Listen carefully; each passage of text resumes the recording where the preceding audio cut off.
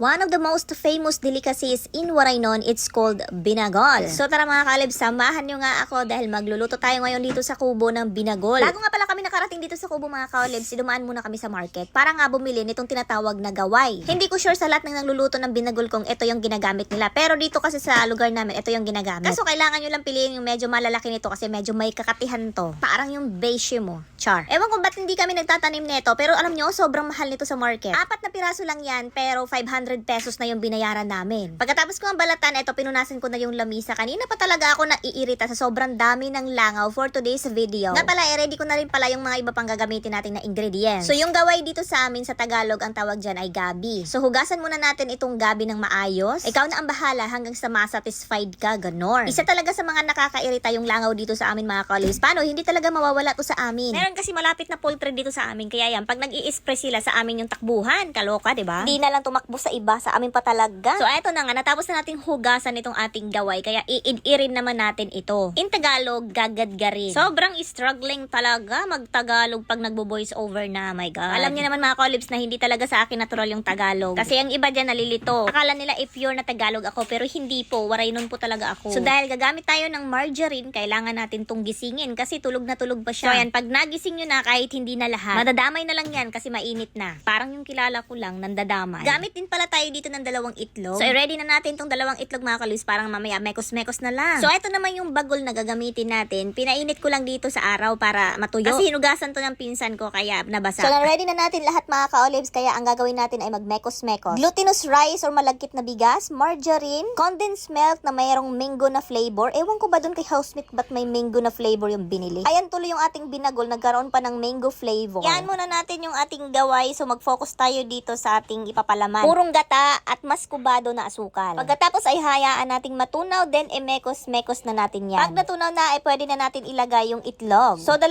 piraso yung nilagay natin dyan mga ka-olives, then mekos-mekos na natin yan agad. Ganyan na yung texture, iluto na yan. Muntik ko pa makalimutan, maglalagay din pala tayo dito ng 2 itlog sa gaway. Ready na rin natin itong ating ipanglalagay sa gitna. So mag-start na tayo dito mag-assemble ng ating binagol. Sobrang dali lang naman itong gawin mga ka-olives. So tingnan nyo, mekos-mekos nyo lang yan, pagkatapos i-assemble nyo na. O ayan, nakagawa na kayo ng binagol. Pero dito ako nag-struggling talaga sa pagtatali mga ka-olives kasi hindi ko alam kung paano, hindi ko napanood. Kung ano-ano na lang yung ginawa natin. Importante naman imatali lang, diba? Dito sa Katarman, walang gumagawa nito mga ka-olives. Pero mostly yung gumagawa nito doon sa Leyte. Actually, nakakatikim lang kami nito pag pumupunta kami ng Tacloban. Marami kasi sila doon na nagbebenta ng ganito. Pero dito sa lugar namin wala talaga. Or baka hindi ko lang alam kasi hindi siya common dito sa amin. Pero isa to sa mga paborito ng nanay ko at saka tatay ko. Lalo na yung mga tita-tito ko. Nako, sobrang hindi talaga tumawawala sa mga pasalubong nila pag galing silang Tacloban. Eto na nga mga ka-olives, natapos na natin itong ating binagol. Ngayon naman ang gagawin natin ay i-steam natin to ng mga 30 to 40 minutes. Depende hanggang maluto. Eto nga ang ganda ng panahon ngayon mga ka-olives. Sunod-sunod na yung araw kaya tumitigil na yung pagbaha dito sa lugar namin. Ay nako, sana nga bukas may magawa naman kami doon sa bahay kasi sobrang lakas ng ulan, wala talaga makapag-deliver ng materyales. So eto na nga mga ka-olives, after ilang minuto ay naluto na rin itong ating binagol. So kahit natapos nyo na yung 1 oras mga ka-olives, hanggat hindi nyo naaamoy yung masarap yung aroma, wag nyo munang bubuksan kasi hilaw pa yan for sure. Isa pa sa pagkakamali ko dito mga ka-olives, kaya inabot siya ng 1 oras kalahati. Kasi nga ang lalaki ng mga bagol na ginamit namin kaya napakapal tuloy, ang tagal tuloy maluto. So eto mga ka-olives, hindi pa siya masyadong luto pero nabuksan ko na. Pero ito,